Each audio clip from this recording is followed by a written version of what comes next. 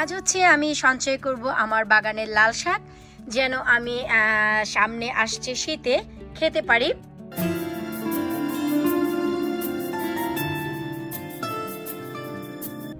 Hello everyone, আসসালামু আলাইকুম। আপনারা যে যেখান থেকে আমার এই ভিডিওটি দেখছেন, আপনাদের সবাইকে ওয়েলকাম জানাচ্ছি লাবণী কিচেন কুকিং অ্যান্ড গার্ডেনিংয়ে। আশা করি আপনারা সবাই ভালো আছেন। আলহামদুলিল্লাহ, আমিও অনেক ভালো আছি। বেশ কিছুদিন আগে এখান থেকে আমি লাল শাক পেড়ে খেয়েছিলাম আর বলেছিলাম যে ছোটগুলো আবারও বড় হয়ে যাবে।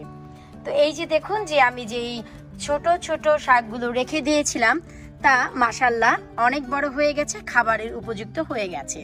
তো এখন এই যে মাঝখান থেকে বড় বড় শাকগুলো তুলে আবারও যদি ছোটগুলো রেখে দেওয়া যায়, এই শাকগুলো আবারও বড় হবে। আর অলমোস্ট আমি আমার গার্ডেনের অনেক সবজি সঞ্চয় করা শুরু করেছি আমার ডিপ ফ্রিজে। তা আপনারা বেশ কিছু ভিডিও নিশ্চয়ই অলরেডি দেখেছেন। আজ হচ্ছে আমি সঞ্চয় করব আমার বাগানের লাল শাক, যেন আমি সামনে আসছে শীতে খেতে পারি। এখানে যে লাল শাক আছে অলমোস্ট আমার 3 বক্স হবে যদি আমি এগুলোকে সঞ্চয় করি। তাছাড়া বড়গুলো কেটে ফেললে ছোটগুলো তো আবারও বড় হবে। সামনে সম্পূর্ণ সেপ্টেম্বর মাস রয়ে গেছে, ইনশাল্লাহ এখান থেকে আরো কয়েক বক্স শাক আমি প্রিজার্ভ করতে পারবো। তো চলুন, আমি যেভাবে দেখিয়েছিলাম যে কিভাবে আমরা শাক কাটি, আজ শুরুতে আমরা সেই কাজটিই করছি। শুরুতেই আমাদের একটু একটু দেখে নিতে হবে যে আমরা কোন শাকগুলো কাটবো। এই যে যেমন এখানে বড় শাকটি দেখা যাচ্ছে, তো আমরা একেবারে গোড়া ধরে কেটে ফেলবো। এই যে একেবারে যদি আপনারা চান হাত দিয়েও ভেঙে নিতে পারেন। তো এইভাবে গোড়া ধরে ধরে আমি বড় বড় শাকগুলো আগে কেটে নিচ্ছি। এই হচ্ছে বড় বড় শাকগুলো তুলে নেওয়ার পর আমাদের গার্ডেনের অবস্থা। আবারও কিন্তু ছোট ছোট শাকগুলো বের হয়ে এসেছে। তো এভাবেই আমাদের লাল শাক বা ডাঁটা শাক খেতে হয়, বা মূলা শাক, যে ধরনের শাক হোক না কেন একটানা তুলে ফেললে কিন্তু আর ততটা বৃদ্ধি ভালো হয় না। তো এই যে আমি বড় বড় শাকগুলো তুলেছি, তারপর যে শাকগুলো দেখতে পাচ্ছেন, এই শাকগুলো ঠিক 3 থেকে 4 দিন পর আবারও ঠিক এতটাই বড় হয়ে যাবে।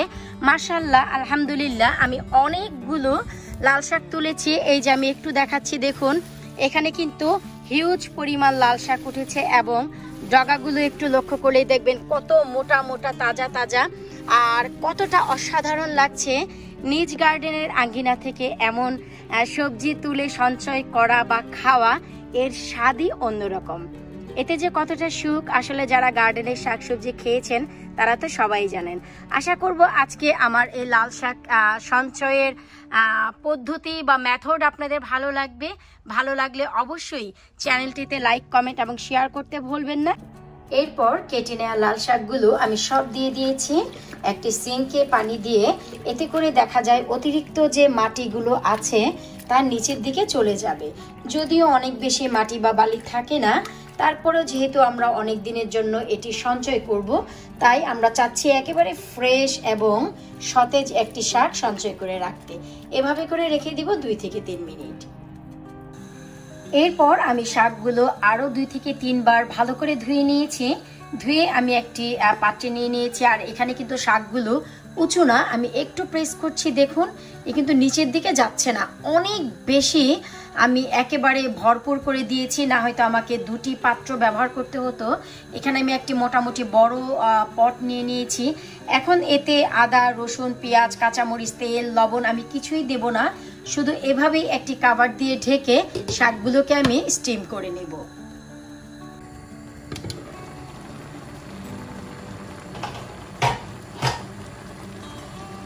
মাশাআল্লাহ, ঠিক 2 মিনিট জাল করে নেওয়ার পর আমাদের শাকগুলো থেকে অনেক পানি উঠেছে এবং সেদ্ধ হওয়া শুরু হয়ে গেছে।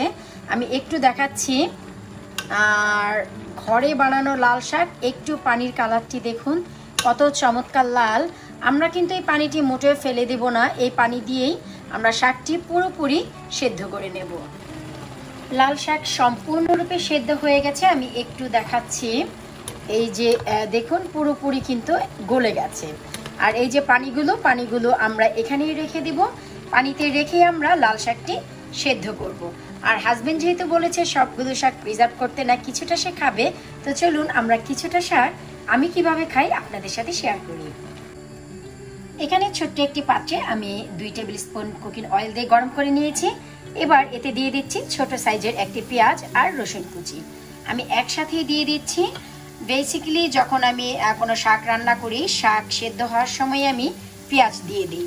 আর যেহেতু শাকটি প্রিজার্ভ করা হবে তাই আর পেঁয়াজ দিইনি, তাই আমি বাঘারে পেঁয়াজ দিচ্ছি। নর্মালি শাক বাঘারে আমি কোনো পেঁয়াজ ব্যবহার করি না। এবার রসুন পেঁয়াজ একসাথে একটু ভালো করে আমি ভেজে নিচ্ছি। আমাদের রসুন পেঁয়াজ বাগার হয়ে গেছে, এর থেকে বেশি আর গাঢ় করব না, এতে করে দেখা যায় শাকটি তেতো হয়ে যাবে। এখন আমরা কি করব, সরাসরি এই যে সেদ্ধ করে নিয়েছি পানি সহ বেশ কিছুটা লাল শাক এতে দিয়ে দিব।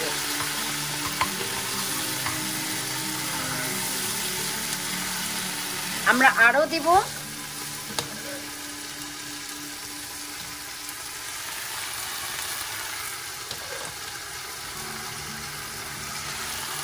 ব্যাস, এবার ভালো করে নেড়ে মিশিয়ে এবার হচ্ছে পালা আমরা এখানে কিছুটা ঝাল মেশাবো।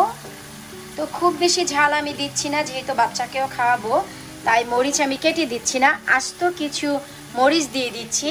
আর যেহেতু আমরা এখানে কোনো লবণ ব্যবহার করিনি তাই আমরা লবণ দিয়ে দিচ্ছি।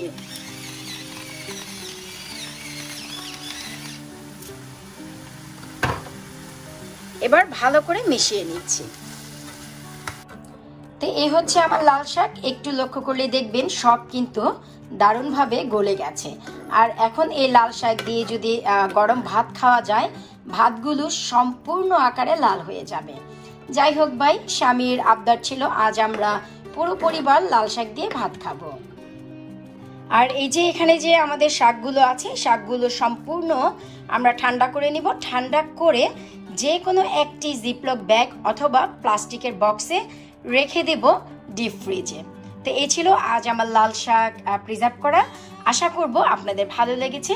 পরবর্তী আমি কি শাক বা কোন সবজি সঞ্চয় করতে যাচ্ছি, অবশ্যই চ্যানেলটি সাবস্ক্রাইব করে আমার সাথেই থাকবেন।